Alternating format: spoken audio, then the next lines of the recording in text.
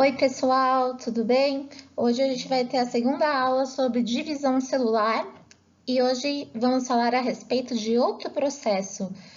Falamos da mitose e hoje falaremos da meiose. Bom, onde então ocorre cada um desses tipos de divisão celular? Já falei na aula passada, né? A mitose, ela serve para repor células mortas e para o crescimento do ser vivo e ocorre nas células somáticas, que são as células do corpo. Já a meiose, ela só ocorre nas células reprodutivas, né? Para a formação das células reprodutivas, tá?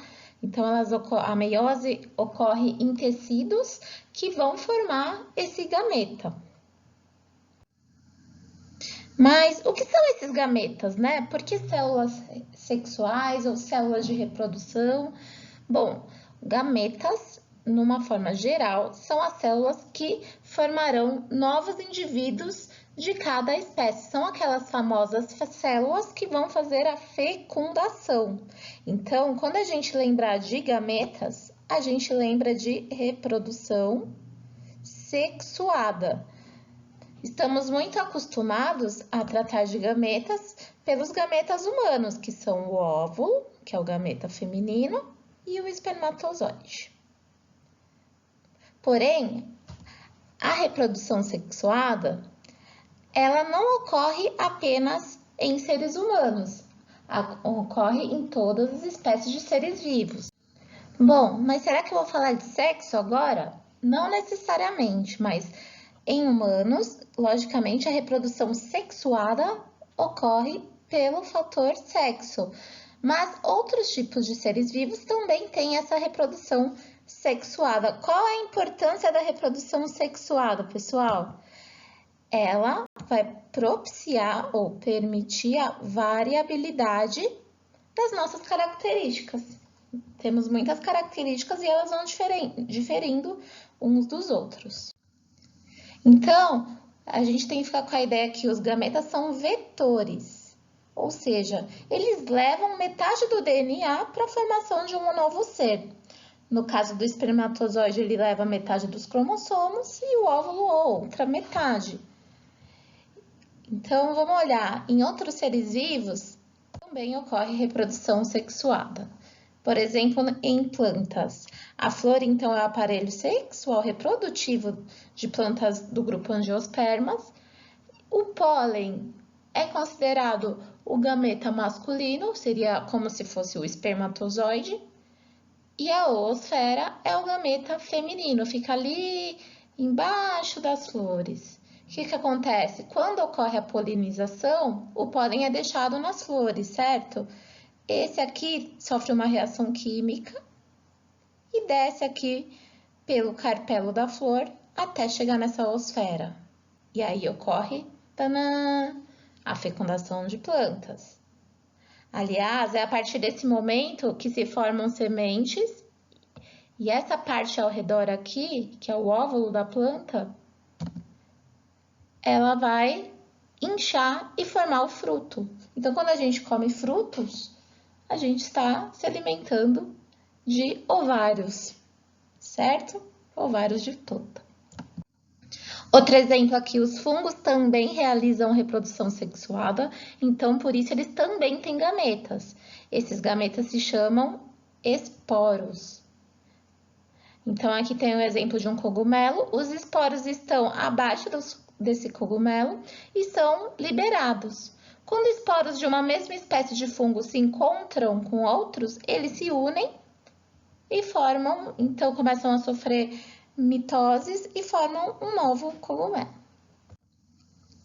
Então vamos voltar ao nosso foco, né? Então o nosso foco hoje é como então essas células são formadas, né? Bom, as células sexuais, os gametas, elas são haploides. Vamos dar uma lembrancinha. Elas possuem apenas um tipo de cada cromossomo. As demais células do corpo, elas possuem 2 tipos de cada cromossomo, então elas são chamadas diploides. Na espécie humana, então, cada óvulo, cada espermatozoide vai possuir 23 cromossomos cada um. Então, por que é importante que eles tenham metade da quantidade de cromossomos totais?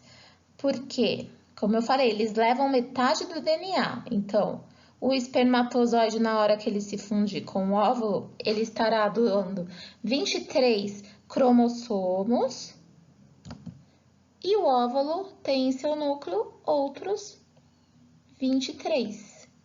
Esses cromossomos de mesmo tipo. Eles vão se parear e no total resultar, então eles vão formar a partir dessa fecundação uma célula com 46 cromossomos, que é o nosso número diploide, o número diploide da espécie humana.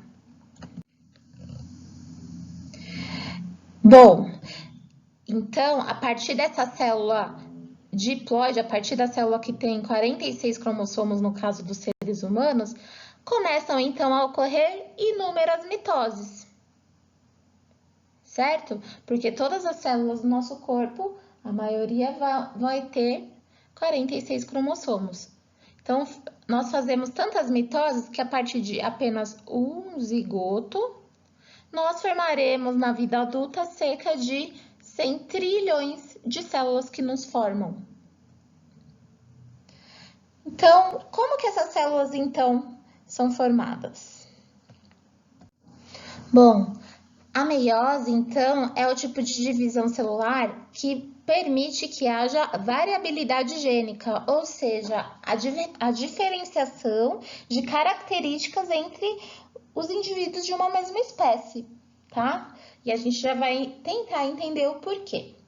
Então, é importante essa informação. A cada célula, 2 ANs de tecidos especiais específicos são formadas, então, 4 células haploides, ou seja, N.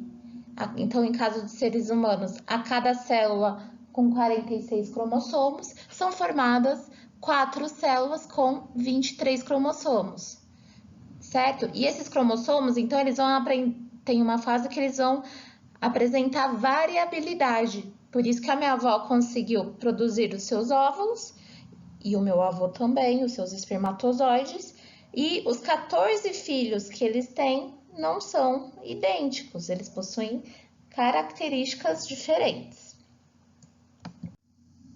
Como então ocorre a meiose? O nosso exemplo aqui será feito com uma espécie que tem 2N igual a 2, ou seja, uma célula somática com apenas 2 cromossomos. Se fosse nos seres humanos, então seriam 46. É só para a gente entender. O que ocorre primeiro é a duplicação do DNA, certo? E aí, essas cromátides irmãs ficam unidas por um tempo. Depois, a célula começa a expandir o seu tamanho e esses cromossomos, eles vão ser centralizados, tá? Eles vão se encontrar. Essa é a fase da prófase 1. A importância da fase da prófase 1 é que é nessa fase que acontece a possibilidade de variação de genes. Então, como os cromossomos estão bem alinhados e próximos uns aos outros, os pares dos mesmos tipos, é possível aqui haver troca de genes. Então, os genes que estavam numa cromátide podem ir para outro, um pedacinho só. Reparem aqui, ó, uma perninha do vermelho foi para o azul, uma perninha do azul foi para o vermelho. Genes do mesmo tipo, tá bom? Então, essa troca, essa mudança se chama crossing over. Então, ocorre uma possibilidade de troca de genes e é aí que se dá a variabilidade genética. Bom, nessa aqui, ó, a gente está indicando com mais detalhes. Bom, continuando então, voltando ao processo. Após a prófase 1, que há essa troca de genes, as células então se dividem em 2 células ainda 2N, tá? Esse trecho a gente chama de meiose 1. Bom, mas aqui as células ainda são 2N. E aí vai acontecer mais algumas etapas da divisão. Então, essas cromátides são separadas umas das outras e cada uma vai para um polo. Olha só, primeiro elas estão aqui no centro e elas vão agora para as extremidades. Nisso, as células se dividem novamente numa divisão chamada de meiose 2. Aqui no final dessa divisão, a gente termina o processo de meiose, tá? Então, resumindo um pouco o processo, a partir então de uma célula 2N, então esse aqui, esse DNA e esse DNA estavam nessa célula e se separaram, foram formadas 4 células haploides N, tá bom? Que são os gametas. Algumas curiosidades. Bom, nós mulheres já nascemos com a quantidade de óvulos que a gente vai ter para o resto da vida. O que acontece no nosso nascimento até o início da puberdade, esses óvulos são imaturos, eles ficam guardadinhos ali no ovário, esperando transformações. Quem vai dar essa transformação? Alguns hormônios sexuais que são liberados na fase da puberdade, tá? Então, na hora que há a liberação desses hormônios, esses óvulos vão ser amadurecidos. Quando amadurecidos, eles vão ser liberados um a um no período de aproximadamente um mês, certo? Então, que dá todo aquele processo e resposta da possível gravidez ou menstruação. Quando as mulheres chegam na fase de menopausa, a diminuição da produção desses hormônios e também os óvulos que lá ficaram por muitos anos já estão mais velhos, eles já não têm tão mais a capacidade de reprodução. A não ser que essa pessoa faça tratamentos, hoje em dia já existem. No caso dos homens, os espermatozoides também começam a sua fabricação na fase da puberdade, também por ação hormonal. Só que essa fabricação é contínua, não para. Ela é mediante estímulos. E esse estímulo pode ser diversas vezes no mesmo dia, né? É só. E aí, a partir desse estímulo, então, há meioses e a produção de sêmen e de espermatozoides, que são liberados aos milhões. E por hoje é isso, gente. Obrigada. Eu vou agora indicar também no nosso roteirinho alguns vídeos interessantes para vocês verem.